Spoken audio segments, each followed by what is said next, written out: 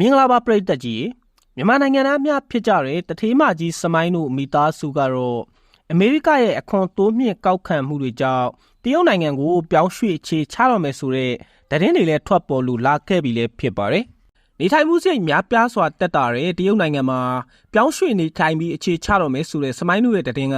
တကယ်ဟုတ်လားမဟုတ်လားကတော့တကယ်ကိုစဉ်းစားစရာဖြစ်နေပါပြီ။အမေရိကကအင်ကြီးကိုဆုံးရှုံးရမယ့်အရေးနဲ့ရင်ဆိုင်နေရပြီးတရုတ်နိုင်ငံမှာပြောင်းရွှေ့နေထိုင်ဖို့စီစဉ်ဆောင်ရွက်နေကြတယ်လို့သတင်းတွေထွက်နေတဲ့တထေးမကြီးစမိုင်းတို့ရဲ့မိသားစုလည်းဖြစ်ပါတယ်။ယခုခါမှာလည်းအီရန်နဲ့အမေရိကတို့ရဲ့တင်းမာမှုတွေကလည်းရှိနေခဲ့တာပါ။မင်းသမီးစမိုင်းတို့မိသားစုကတော့အမေရိကန်မှာဒေါ်လာ16တန်းနဲ့အင်ကြီးနဲ့နေထိုင်နေကြတာဖြစ်ပြီးအမေရိကန်ရဲ့အခွန်အခတွေများစွာကိုပေးဆောင်ကလူချမ်းသာတွေဖြစ်အမေရိကန်နိုင်ငံမှာနေထိုင်နေကြတော့မြန်မာနိုင်ငံသားမိသားစုလည်းဖြစ်ပါတယ်။ဒါပေမဲ့စမိုင်းတို့ဟာပြောင်းလဲလာတဲ့သူတို့ရဲ့စီးပွားရေးအခြေအနေအရ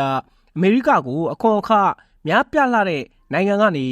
နေထိုင်မှုစိတ်များစွာတက်တာတဲ့တရုတ်နိုင်ငံကိုပြောင်းရွှေ့အခြေချဖို့ရှိနေတယ်ဆိုပြီးသတင်းတွေကထွက်ပေါ်လို့လာခဲ့ပြီလည်းဖြစ်ပါတယ်။လူချမ်းသာတွေဖြစ်ကြလို့ဘယ်နိုင်ငံမှာနေအဆင့်အတန်းမြင့်မြင့်နေနိုင်ကြမှာလည်းဖြစ်ပါတယ်။အကယ်လို့များစမိုင်းတို့မိသားစုရာတရုတ်ကိုရောက်ရှိသွားခဲ့ရင်အမေရိကမှာလိုပဲဒီထက်မကပိုပြီးတရုတ်ရဲ့စီးပွားရေးတွေနဲ့တိုးချက်လောက်ကင်နိုင်မလားဆိုတာကိုပရိသတ်တွေအနေနဲ့လည်းဆက်ပြီးစောင့်မျှော်ကြည့်ရှုပေးကြဖို့ဒီ channel လေးကနေတိုက်တွန်းပေးလိုက်ပါရစေ။အားလုံးကိုကျေးဇူးအများကြီးတင်ပါတယ်။